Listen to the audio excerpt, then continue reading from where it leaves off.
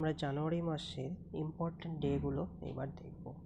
9 জানুয়ারি প্রবাসী ভারতীয় দিবস, 10 জানুয়ারি ওয়ার্ল্ড হিন্দি ডে, 12 জানুয়ারি ন্যাশনাল ইউথ ডে, 15 জানুয়ারি আর্মি ডে, 23 জানুয়ারি পরাক্রম ডে, এদিন নেতাজি সুভাষচন্দ্র বসুর জন্মদিন।